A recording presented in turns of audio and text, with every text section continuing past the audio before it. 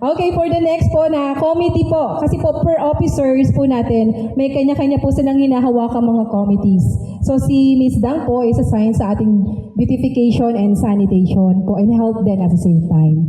So next po nating committee, siyempre yung pinaka-importante din, Committee for Transport, si Mr. Benny naman po. Palakpakan po natin si Sir Benny.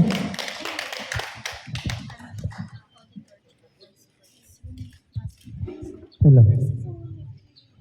Uulitin ko, magandang hapon sa ating lahat. Direct to the point na po ako kasi kanina nakapag-ano na ako sa inyo. Binati ko na kayo. So, ang committee ko ay transportasyon. So far, sa ngayon, mayroon na tayong designated na TODA terminal. Sa mga pasahero, kayo lahat, alam ko, mga mananakay, ang ating TODA terminal ay nandito na po sa gilid ni Gakuskus.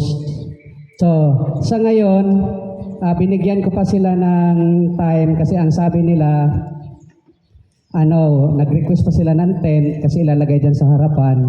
Pero dyan na talaga ang designated nilang terminal. Dito po sila papasok. Nakita niyo yung lugawan na yan? Yang lugawan na yan, kung nakita niya may daanan, dyan po sila papasok. Doon lalabas, baybayin itong likod, itong mga tindahan na sa harapan. Doon labas, Chief Gakuskus. So doon na ang terminal. Doon, kita nyo na nandoon pa sila dahil pinagbigyan ko muna dahil nag-request pa sila ng tent kasi sabi ko, kailangan ninyo dyan ng tent na malaki. Yung tipong nakakadaan yung jeep na gumagarahe doon para hindi walang abala. So, bigayan po, bigayan. Kung tutuusin, lahat sana ng gusto talaga sana namin yung naaayon sa ating batas, naaayon sa rules and regulation. Kaya nating agad-agad ipatupad. Pero siyempre, bilang sabi nga nila, for humanitarians, pinagbigyan lang din natin ng mga ilang araw. So sa sunod na mga araw, dyan na po sila ninyo makikita. Kasi mayroon na silang ginagawang resolution na kapag pumila sila sa kanto, ang pamunuan na nila sa TODA ang magsuspindi sa kanila. Yan ang agreement namin ng TODA at saka ng committee ko.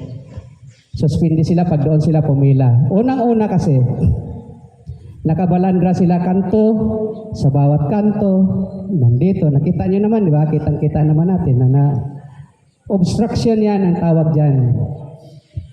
Tapos, babanggitin ko na rin, once na nakipag-coordinate na kami sa barangay,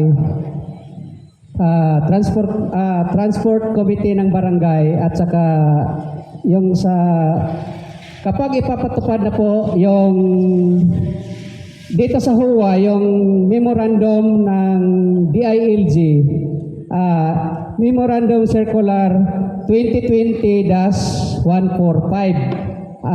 nakapaloob doon ay yung sa clearing operation sa lahat ng mga dinadaanan. Alam niyo po sa totoo lang, nung pinagkaloob sa inyo or inaward sa inyo yung bahay, siguro yung iba dito hindi nasabihan nung nag-release sa inyo na ang gutter po ay hindi natin pag-aari. Hindi po sa inyo yan. Hindi po yan kasama sa title ng inyong bahay, ng inyong lupa.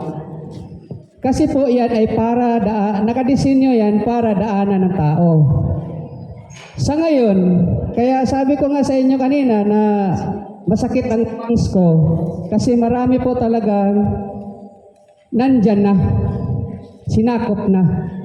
Inikot ko na po araw-araw, gabi-gabi, naiikot ko yung buong Belmonte kasi nagbabiyahe ako. Hindi talaga lingid sa ating kaalaman na ang gutter, ito po yung gutter, ito po yung bahay nyo na sinakop na po dito. Ito na po yung kalsada. Oo. Tapos ngayon, ito pa, problema.